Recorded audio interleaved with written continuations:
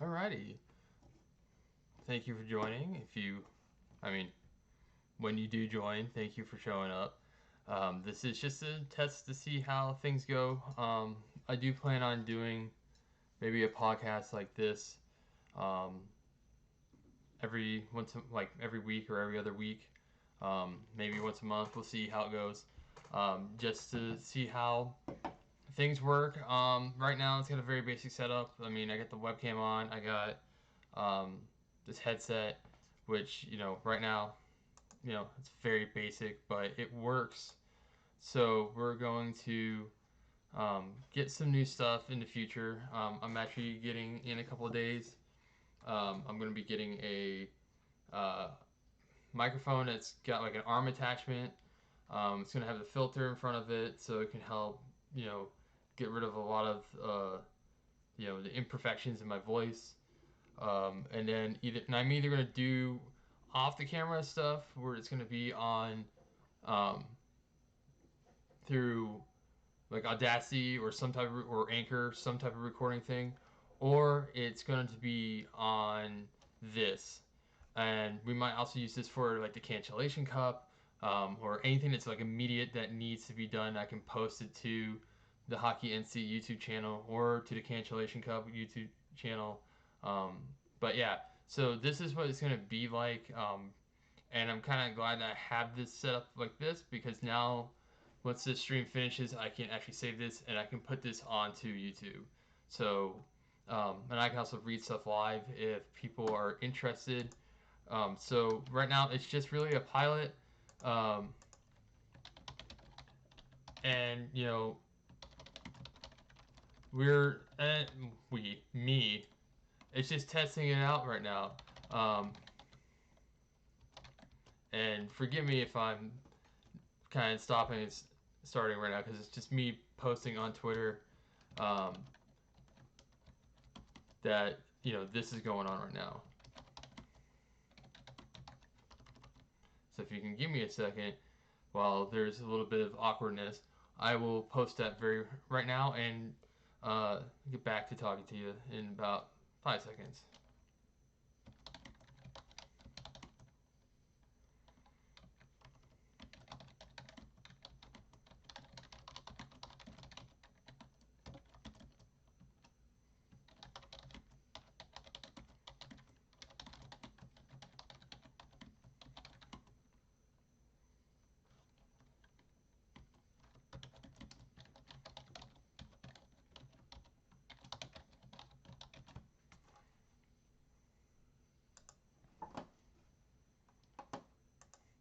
And I know it's just a redundancy. It's a live stream podcast is live, but whatever. I don't care. So I know there's the biggest news so far, or I guess one of the biggest pieces of news that has happened in the past couple days, is that Seattle finally figured out, finally figured out when to reveal everything, and they did so, and it was awesome.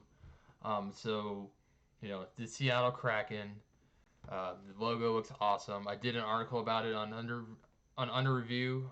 Underreview.org is the website. I actually have the link down below on this channel here. So that little S logo that has the octopus tentacle, has the red eye. It's shaped like an S. I know, redundant right there. Looks pretty sweet. It's very basic, but it's straight to the point. Everybody's probably worried that it's going to be like something that looks like the flying spaghetti monster or something like this, and all over the place. It's not very menacing, but it's great.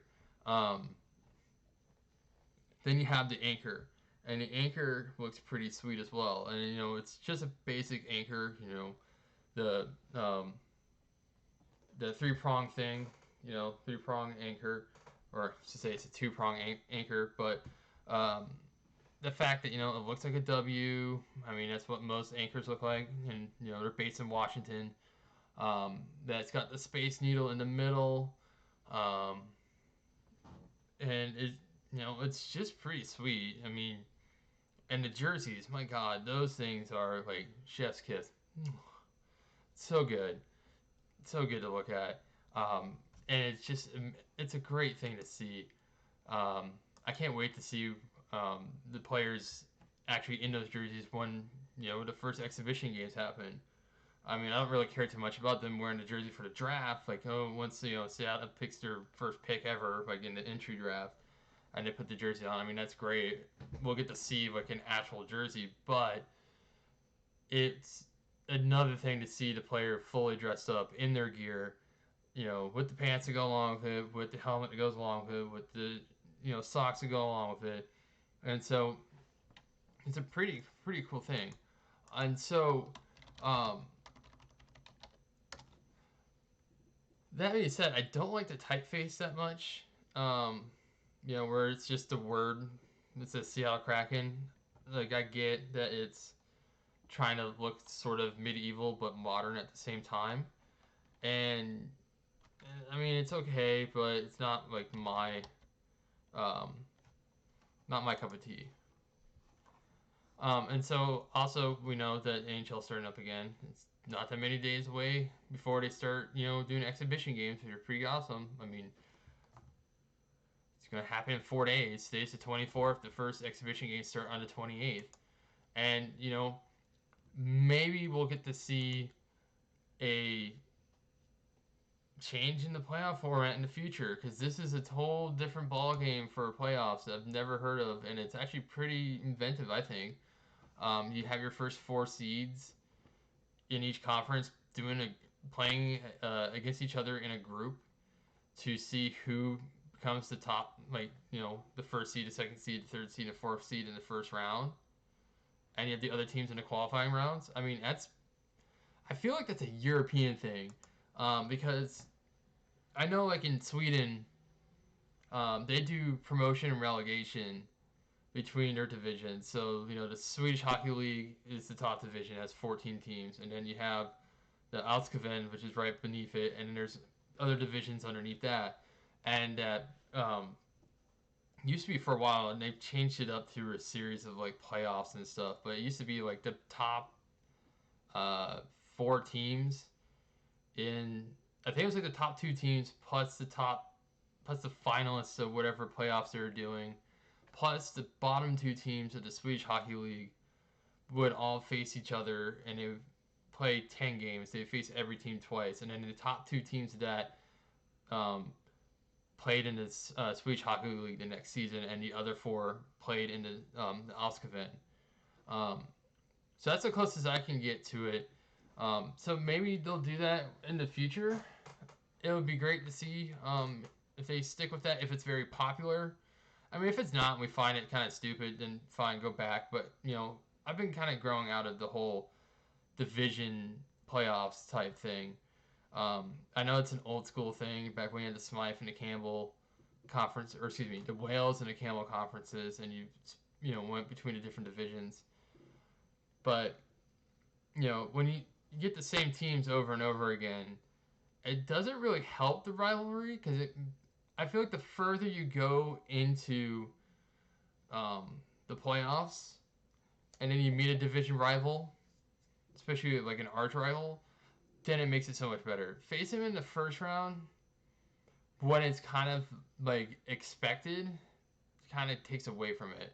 So what I mean by like when they had only 30 teams and they had 6 divisions and you had the division leaders or the division champions I should say of each division, getting first, second, and third, and then they just filled out the rest of the spots. So it didn't matter where, like, they weren't exactly wild cards, but, you might say, like, Montreal finishes as division champs, and then, but they, play second because they're the second highest points getter of the division champions, and then they face, in the first round, Boston, and it's just how it lined up.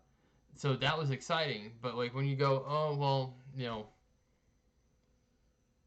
you look at like say Toronto and Boston, they've faced each other so many times. Like since this division format started in the first round, it's like no, like I'd like to see it happen to where I was like that would be better if they met like in the division finals or the conference finals, which you know could still happen. But just to see it right off the bat because it's kind of predictable, it's Toronto fans are like, oh, this sucks, but like at the same time, it's like, okay, can they get over the hump? That'd be great. If they do, it makes it exciting. If they don't, it's like, well, it's kind of expected.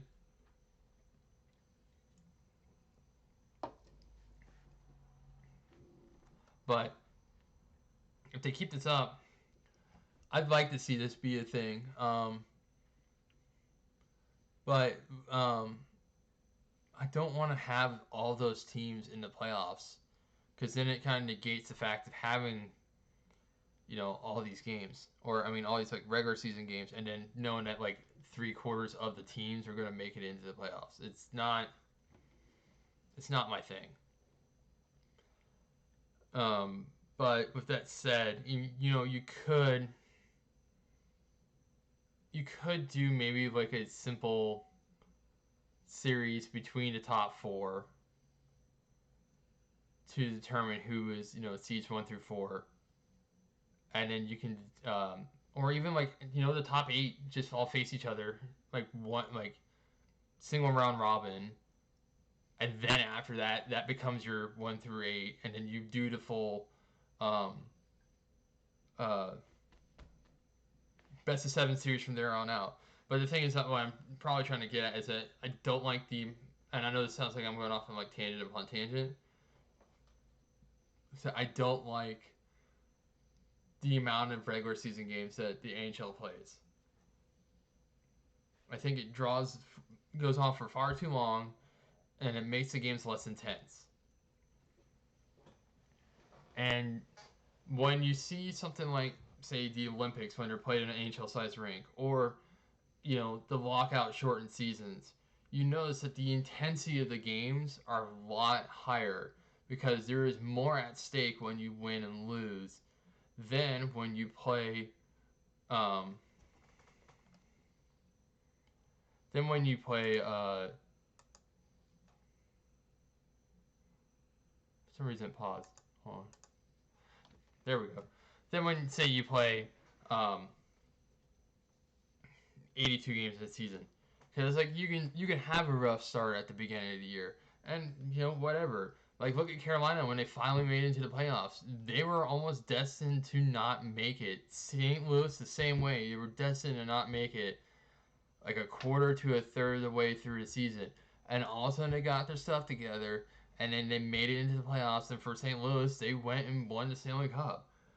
If the season was like maybe 70 games like they used to play, that probably wouldn't have happened. There's a lot like you're missing out on 12 games right there. That is 12 less games you have to make up a deficit per se. And if able to you know be on the ball quicker, you'd be able to make it in. But like um, when it's just 82, it's a lot, and it's a lot on the players as well. Because you think about it, 82 game season plus the potential of playing 28 games in the playoffs. You're asking if a player plays every single game of the season, that is 110 games in 1 year. That is just insane. So, honestly, and I know like because of the pandemic and everything that next season's not going to have 82 games unless they try to squeeze 82 games in. But let's just see what happens. If it's a shorter season, I'll be happier for it because it means the games are going to be that much better.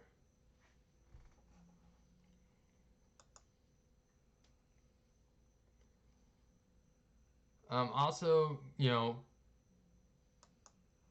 going on to kind of more local news, I guess.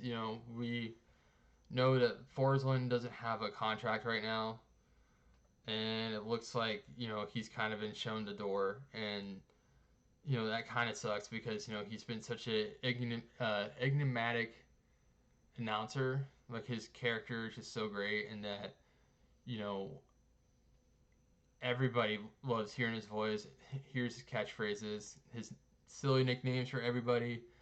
Um, but we'll get to hear him in the national broadcast as long as it doesn't get blacked out here. And the other thing is that I have a sneaky suspicion that Ron Francis is going to pull some strings through that little Carolina connection that he has and get Forsland to go to Seattle and be their play-by-play guy.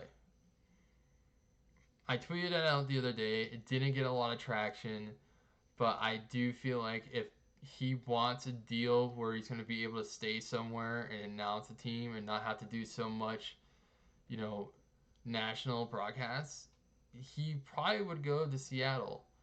I can totally see it. I mean, even if, say, heck, if they want to get Chuck Caton, since he's not calling hockey games anymore either, they could do that as well. And I don't know how the dynamic is going to change.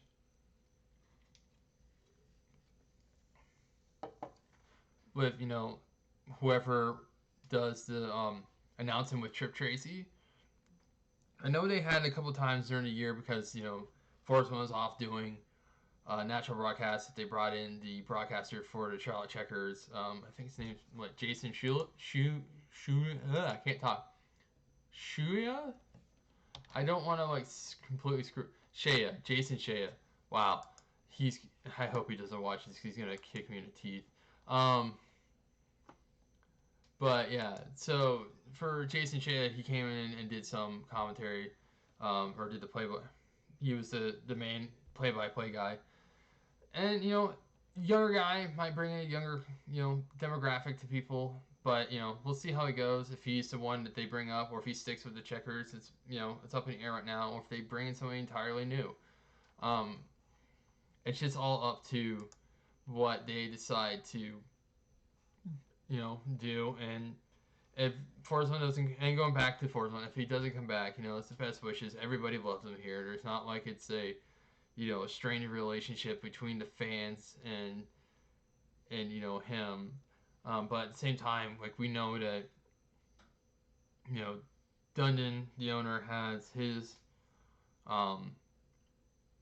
ways to keep things, I guess, on the cheap side, if we want to be kind of blunt about it.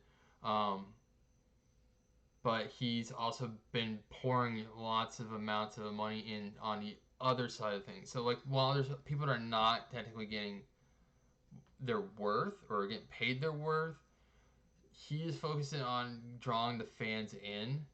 And if you look at all the upgrades that have gone in the PNC Arena, all the changes to between the whistles, entertainment, between period entertainment, the giant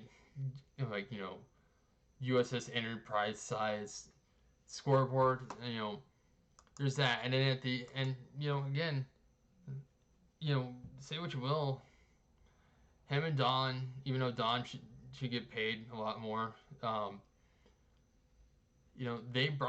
they set up a team. I know some of it's Francis's team as well, but they set up a team to make this whole thing work, to get to the playoffs. And the team looked pretty strong this year too. I mean, even with Hamilton out for a good chunk of time, and he was still fourth in points in the whole squad. We have a decent team for once. I mean, it's not back when Carmanos was the owner and Rutherford was the GM, and they just didn't really care.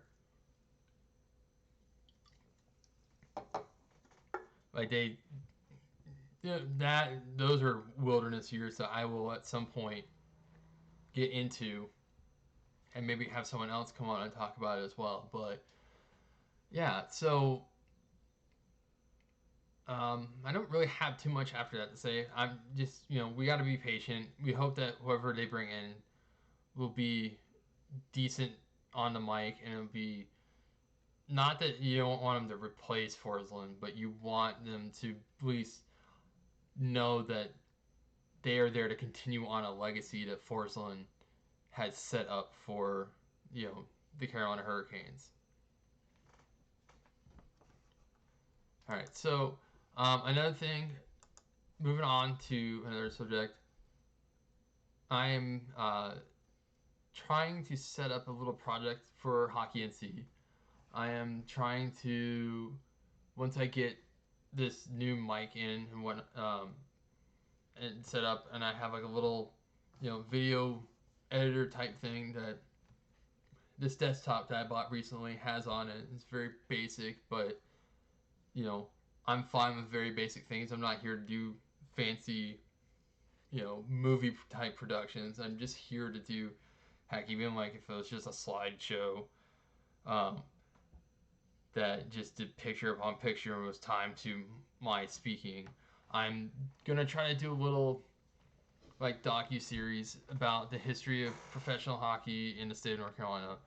I'm going to um, start with the beginning with the Baltimore Clippers moving to Charlotte and becoming at first the Charlotte Rebels and then the Charlotte Clippers and then the Charlotte Checkers and then going all the way to the present time to right now with the ownership of Dundon and making it to the playoffs again. Um, I've already started writing a script for the first episode. It's actually very unique on how professional hockey started here in North Carolina because of some unfortunate accident in Baltimore, Maryland, um, which I will get into once I start. I don't want to get into too much. You can do the research on your own, um, but I want to be able to present it without giving away too many details of what I'm finding. The only thing it's like I can say is that I did find that there is a book called Hockey in Charlotte that I really want to buy soon, and so I want to get that and be able to read it.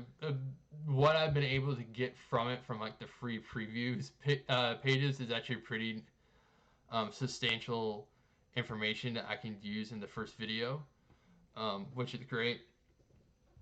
And I've been finding some old newspaper clips and stuff that I can use. I can't find anything of them in their Charlotte Rebels jerseys, but there is like a Baltimore Clippers uh, poster or program that I found that I can put into the video, which is pretty neat. Um, so obviously, like I said, it's going to be chronological. I'm going to start from the beginning, and then I'm going to talk about the increasing amount of teams that start playing in the state professionally. Um, I'm even going to hit that little weird bit of history where we get the Pine Bridge Bucks, which is a minor league team that played in Spruce Pines for a couple of years. It's literally, I think they still hold the record for the smallest population to have a professional hockey team.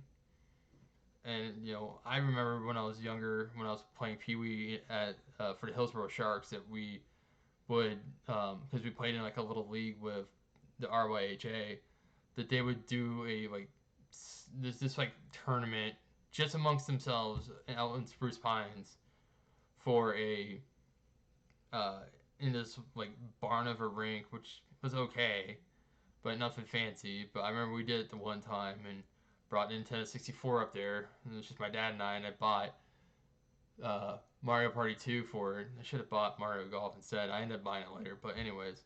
But I was like, why? It was just random. I was like, why is this place in the like that has like nothing remotely connected to hockey? It's not a city.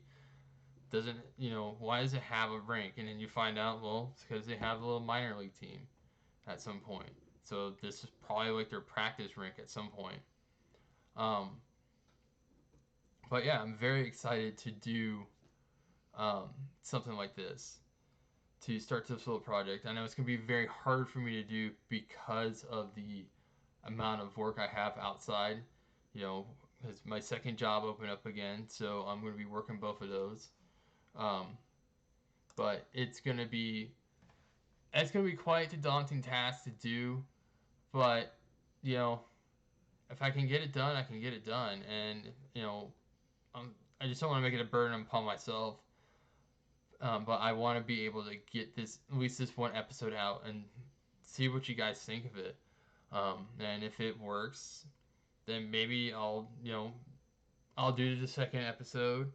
And I might even like advertise, like say, a Patreon, because Patreon can help in some ways I might just charge like $1 if you want, and maybe like $2 if you want like a short like 5-minute video of like what's been going on this week or something. I don't know. Maybe $3. I don't know, but I don't want to like nickel and dime people. You know, or have say the shirt, which I don't know if you can see it, but those shirts on Teespring. Go buy them if you want. Um, but yeah, so just wanted to try this little mini thing out. Try to ramble long enough to get it to about half an hour. We're hitting about 26 minutes, but again, check out my Twitter, at HockeyNC. Check out my Instagram, which is at HockeyNC. The YouTube channel doesn't really have much on it right now, but once I get that more established, I'll advertise that. Check out underreview.org. That's where, every once in a while I do some articles on there. I wrote 2 recently, one about sports in the pandemic and the other one about, the Seattle Kraken becoming a thing and how the logo, just me critiquing the logo and jerseys and whatnot like I did at the beginning of this. Check out the Cancellation Cup. I didn't talk about any of that, but, I feel like that'll be a separate thing down the road. But, it's our little esports league that we do. Me and the guys from the Talking Sauce podcast and the Kane Stats account. We run a NHL 20 league a league on NHL 20. We're finishing up season 2. We're going to start season 3 like almost like a week or 2 afterwards. So we can hammer out season 3 before NHL 21 comes out, and then we'll start season 4 in NHL 21. But if you're very interested in that at all, go to @CancellationCup on Twitter, or you can just message any of us, the Talk Stats Pod or Kane Stats about any interest in it, because we'll be having a registration form that comes out for it at some point. All right, well, hope you guys have a great evening, great night, great next day, good morning, whatever. I'm going to sign off for right now, but maybe next time I'll do this a little bit earlier and we can get some questions in. Hopefully maybe get some people on the chat, or asking questions on Twitter, which would be great. But yeah, I hope you guys have a great time, and we'll do this again. See you later.